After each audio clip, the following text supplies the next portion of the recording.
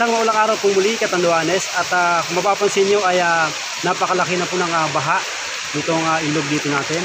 At kung makikita nyo po yung yung puting cottage doon ay nabasag na sa sobrang laki ng baha ngayong huling araw ng 2023 at bago pumasok itong 2024. Dito po yan sa Catanduanes.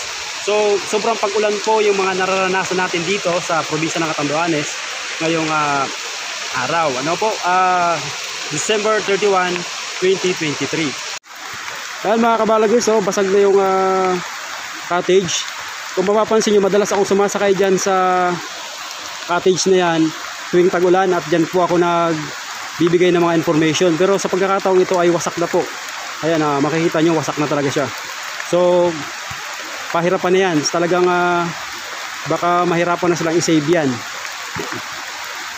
Kung may tatanong niyo po, bakit po sobra-sobra yung mga pag-ulan? Dahil po yan sa easterlies at nataon pa yung buwan, sabi ng matatanda, ay pawala. So pag pawala yung buwan, asahan natin na pag nataon yan sa easterlies, ay aasahan natin yung mga sobra-sobrang pag-ulan. 5th year anniversary po ng malaking pagbaha dito sa Catanduanes.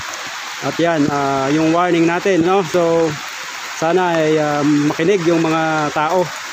Sapagkat tayo talaga ang itong meter gauge na to ay hindi ito nagsisinungaling. Every 5 years ay naitatala namin yung pinakamalaking pagbaha dito sa Bato River, dito sa probinsya ng Catanduanes. So ayan, maniwala naman sana sila kasi ang basehan natin dito ay science. So bumabase rin tayo sa science at sa mga knowledge ng mga sinaunang tao. So dalawa yung pinangahawakan nating mga knowledge. So, dalawa yung pinaniniwalaan natin at ginagamit, kaya ito ay mas effective kumpara sa Pag-asa.